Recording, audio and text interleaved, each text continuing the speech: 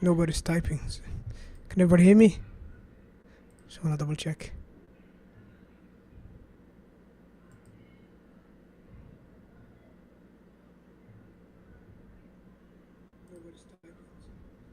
طيب الحمد لله. طيب بسم الله الرحمن الرحيم. الحمد لله رب العالمين، صلى الله وسلم على نبينا محمد وعلى آله وصحبه أجمعين. أهلا وسهلا ومرحبا. Welcome everyone to today's session, which is going to be very short. Haven't prepared anything. It's just a session in which I'll be answering some of your questions. I've got a few questions that have been submitted so far, and also if anyone else has any questions with regards to what we've studied so far, the grammar notes, anything to ask. And after that we'll break up for the workshops, inshallah. That's what we're gonna spend most time on today, inshallah ta'ala. We'll try and get as much practice in with regards to the workshops, inshallah. Okay. One of the questions that I had received was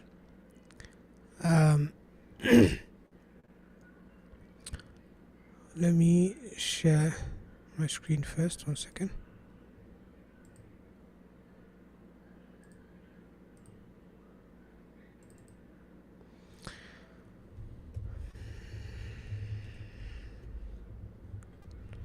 It was regarding كم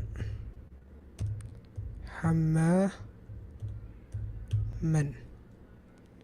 Okay, 1 second.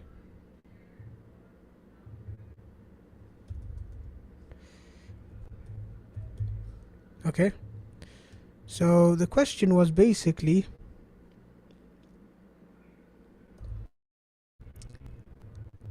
the plural of hammam. This question was saying the plural of hammam is hammamat.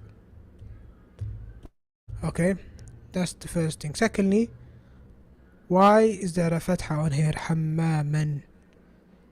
Okay, so that was the question basically. Now, first and foremost, when it comes to Arabic,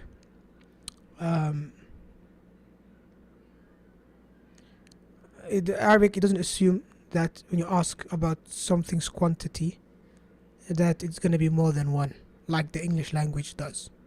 Okay, so if I say to you, if I ask you in the English language, how many houses do you have, then that's automatically an assumption that you have more than one house. If I want to ask you about the fact if you're married to just one wife or not, then in English it would be, how many wives do you have? That would assume you have more than one wife. Arabic doesn't work that way. In Arabic, when you ask about something's quantity, you don't assume it's more than one. That's why we say كم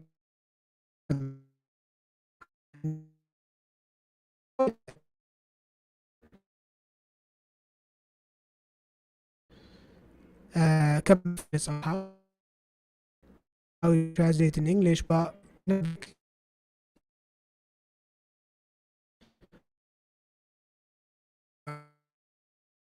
three or whatever.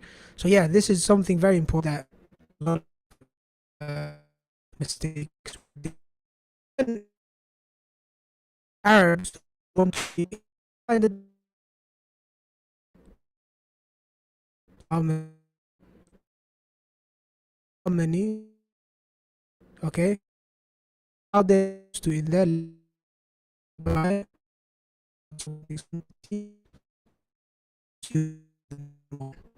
I mean, that's my question in default. You might not have any. Okay, if I say كم حماما في البيت, you might say none. Okay, so that's how it works. طيب. My voice is breaking. Okay, 1 second. Let me change the internet connection. Just give me 1 moment, please. Seems like I'm on the wrong internet connection. 1 second. Internet connection.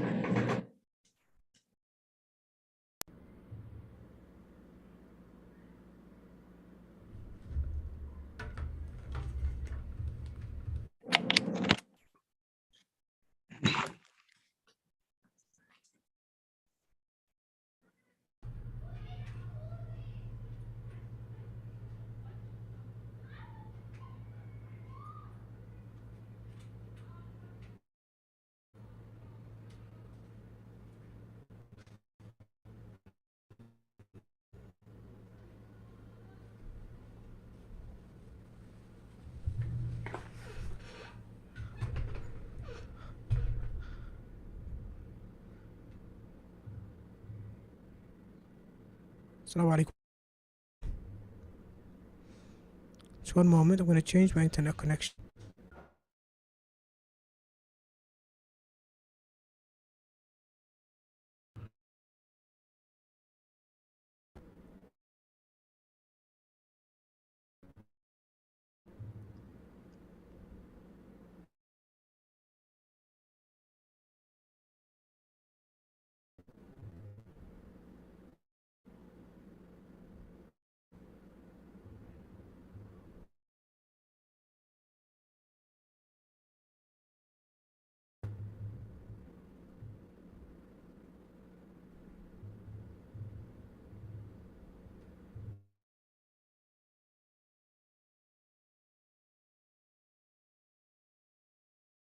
Alaikum.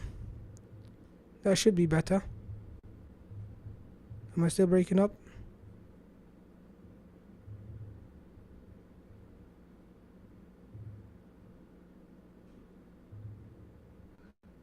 Tayyib, sorry. Okay, do I need to start all over again?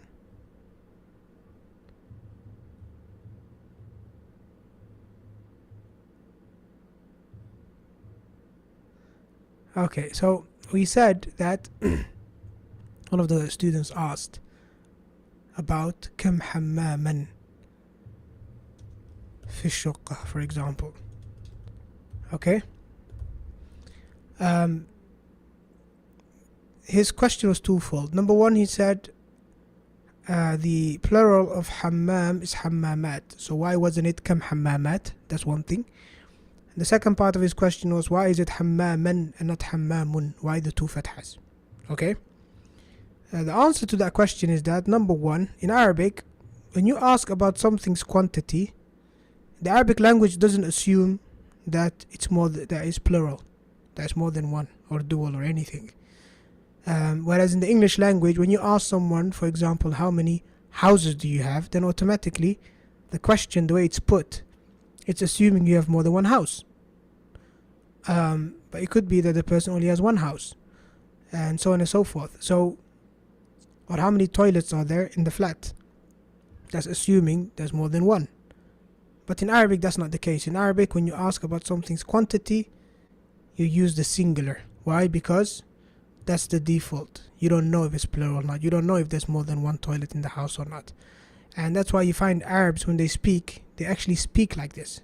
And just the way that a lot of the mistakes that non-native Arab speakers make when they speak or try to speak the Arabic language, you can return it back to the structure of their language. Likewise, a lot of Arab speakers that try to speak English, most of the mistakes that they make returns back to their language. So you'll find that many Arab speakers who try to learn English, they tend to all make the same kind of mistakes. From them is how they, when they ask about something's quantity, they don't make it plural. They'll say, for example, how many cars you have. Or they'll say, for example, how many houses you have. Okay, they won't say how many houses, they won't say how many cars, they won't say how many toilets are there in the flat. Because that's how their language works. So any word that comes after kem, then it's going to be singular. It's not going to be plural. Why is it two fathas? Now that's something more complicated. It's a grammatical thing. It's called tamyiz, which we're going to have to study inshallah once we get there. But there are certain nouns that take fathas in certain situations. So far we've done maf'ulun bihi, but this is also one of the mansubat, or one of these situations where the word becomes mansub, i.e. the word has a fatha. It's one of the situations. It's called tamyiz. And that we're going to have to cover another time. For now, you just have to accept that after kam, you're going to have hammaman. Okay? Okay, طيب.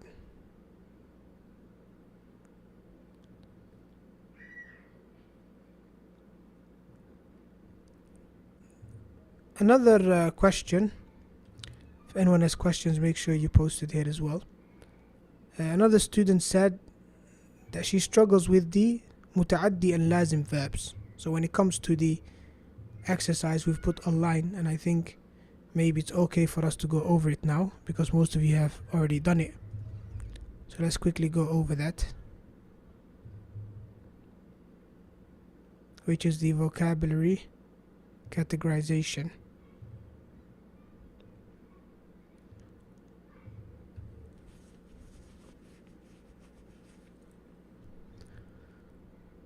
So this was vocabulary categorization grammatically.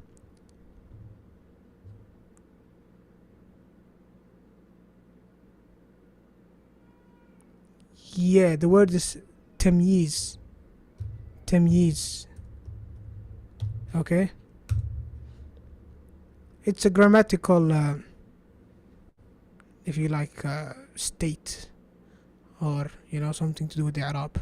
We'll cover it another time, inshallah. This is one of the exercises that you've done. أسرة طاهر لا تنام بعد الصلاة يوم العطلة طه يكنس غرفة الجلوس والأم تكوي الملابس والجدة تغسل الأطباق. Now, one of the students said that she struggled with the transitive فعل متعدي and the intransitive verbs فعل لازم, which is very important for you to know, because when you have فعل لازم, it means you need to have an object. So obviously that is one of the things that will help you out, which is that a مفعول به within the sentence itself. Even if you don't know if that verb is transitive or intransitive in of itself, just by looking at the dialogue or the text, you can figure out if it is or not. Let's find out. So we have أسرة طاهر لا تنام بعد الصلاة يوم الجمعة. طيب, تنام here, does he have an object? Now some of you might argue, yes, he has an object. Object is بعد. No, بعد is not the object of تنام. بعد is what we call a time adverb. That's when they go to sleep. يوم العطلة, likewise, يوم is denoting time. So in Arabic language, things that denote time and place, they have a fatha. Okay, it's called ظرف مكان and ظرف زمان. And they're not objects. How do we know that? Because when you sleep, your sleep doesn't affect the day, does it? It doesn't happen on the day. The day is not an object of your sleep. Okay? So sleeping is actually a fi'l lazim. Is a fi'l lazim. It doesn't have an object. Okay, so you sleep, but when you sleep, you don't really affect anything else. It doesn't have an object. So أسرة طاهر لا تنام بعد الصلاة. Of course, طاهر is اسم علم, a proper noun. بعد الصلاة يوم العطلة. طه is another اسم علم, another proper noun. يكنس غرفة الجلوس. Okay, now, how do you know if a verb is متعدي or لازم? Now, there's one trick that you can use, which is when you say someone did something or he performed a certain action, okay, just ask him about that verb. What, for example, طه يكنس. طه is vacuuming, right? Ask him, what did he vacuum? What did he vacuum? So the answer to that question is your مفعول به. Okay?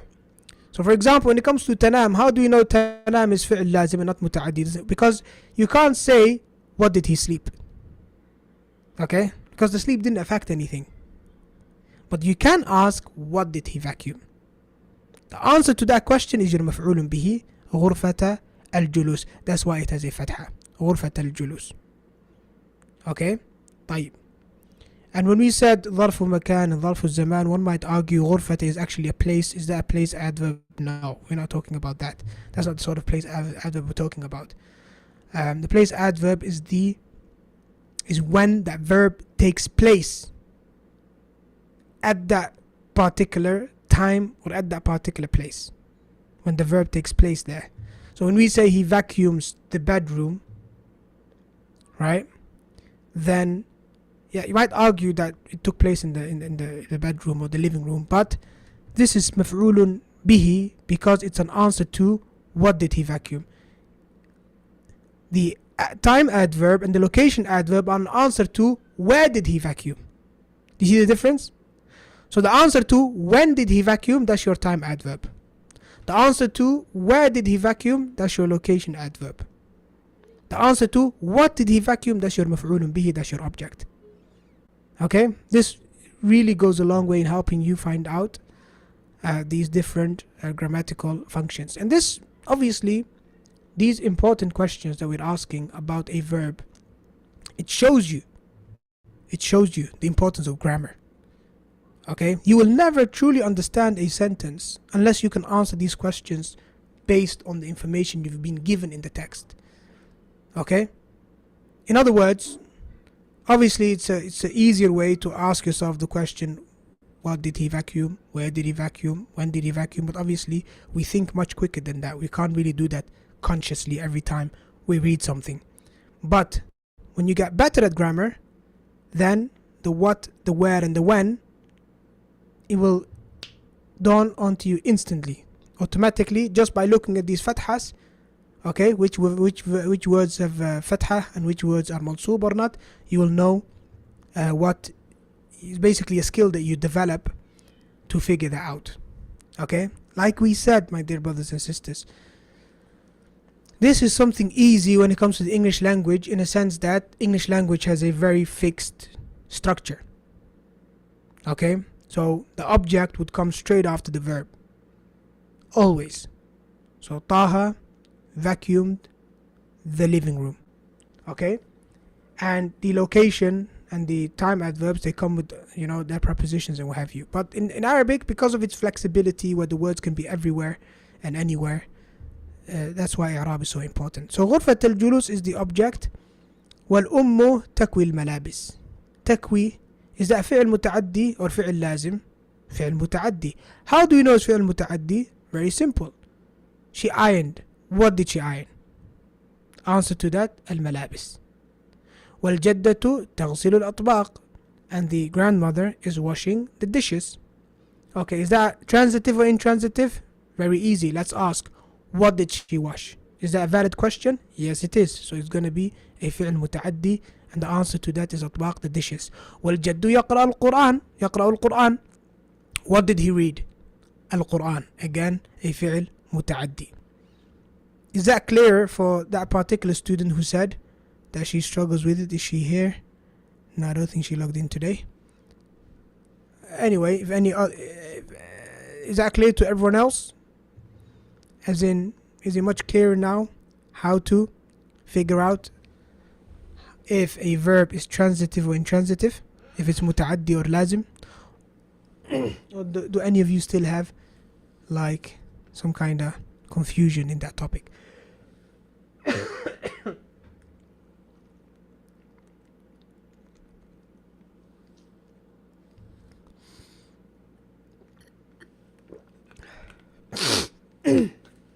واضح؟ طيب. Can everybody hear me, by the way? طيب, شكرا. I've got one reaction. Good. Okay. Then we have يستيقظ طاهر عند الفجر. طاهر wakes up at Fajr time. Is this متعدي or لازم? Let's apply our rule again. What did Tahir wake up? What did Tahir wake up? Does that make sense? No, it doesn't make sense. Well, it does make sense if it was another word, which is أيقظة. أيقظة means to wake someone else up. It's from the same root verb. استيقظ is when you wake up. أيقظة is when you wake someone else up. That verb, أيقظة, is متعدي. That verb has an object when you wake someone else up. So then you can say, what wouldn't make sense, obviously, unless we're talking about an animal. You would say, who did Tariq wake up? Okay? Or then the answer would be whatever, Muhammad, Khalid, whatever. صح? But no, this is استيقظة. He woke up himself. What did he wake up? لا. That's a question that doesn't make sense. So based on that, we know that يستيقظ is فعل لازم. Okay? طاهر عند الفجر. عند الفجر. ويتوضأ في البيت. Okay, the حروف الجر في حرف الجر. Okay? ثم يذهب إلى المسجد حرف الجر. How about يذهب? Is that فعل متعدي or فعل لازم؟ ثم يذهب. ثم يذهب. And then he goes. Can you say what did he go? No, you can't. You can say where did he go? Yes. إلى المسجد. When did he go? Yes. But what did he go? لا. Okay. ولا ينام بعد الصلاة. What did he sleep? No. طيب. واضح؟ أيها الإخوة والأخوات. So that's with regards to that one. Here we have this is pretty straightforward. This one it was. We have some words from the text and you're meant to choose if they are either male or female or definite or indefinite. Pretty straightforward. Adil is male. Yom is masculine as well. I should have wrote actually masculine and feminine because they relate to nouns as well. Al-utlatu, feminine, masculine, masculine, masculine, feminine, so on and so forth. Indefinite, indefinite. There's a few things to point out that might have confused you. Adil, obviously, we know is definite because a proper noun, all proper nouns are definite. We know exactly who you're talking about. Yawm al-utla, definite or indefinite? Yawm al-utla. Well, it's mudaf ilayh. And take this as a rule. The mudaf is always definite. Okay, when it is obviously mudaf and the mudaf ilayh has an alif lam, then obviously we are talking about a specific day, the day of holiday or the day when people are off. So it's definite. Al-utlati has got an alif lam. Anything with alif lam is definite. Mubakkiran. Anything with tanween is indefinite. Take that as a rule. Tanween, indefinite. Anta. Anta is a personal pronoun. All personal pronouns are definite automatically. You're talking about someone specifically. At-tilvas, alif lam, is going to be definite. Sahifatan, tanween, indefinite. Kitaban, tanween, indefinite. Al-jumu'ata, alif lam, definite.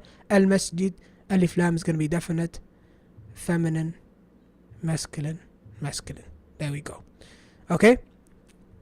I think that was pretty straightforward. صح? The quarterly test, I can go over it, even though there might be still a few students that haven't turned it in. Shall we just go to the workshop instead? I'll leave that to you, inshallah. Let me know.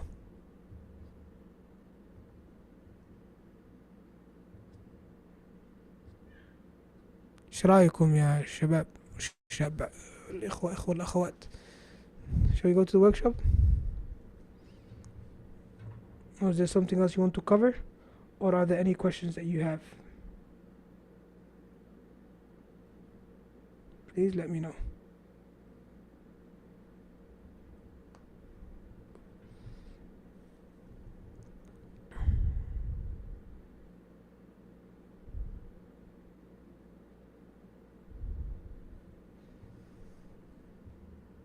Let's start the workshop. Okay. خلاص طيب inshallah we'll go to the workshop then. If there are no other questions, I'll give it like literally 20 seconds. If anyone has a question, either put your hand up and say you have a question, either tell me you have a question if you need time to type it up. Otherwise, within the coming 10 to 20 seconds, we'll wrap this up inshallah and go to the workshop. طيب.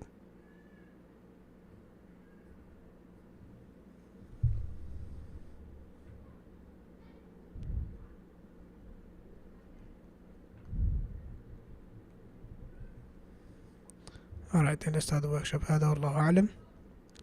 صلى الله وسلم على نبينا محمد. Inshallah, the workshop we're gonna be doing the same as last time. Those questions and answers, practicing with both the masculine and feminine pronouns and verbs and what have you. So I'll see you there inshallah. Assalamu alaikum.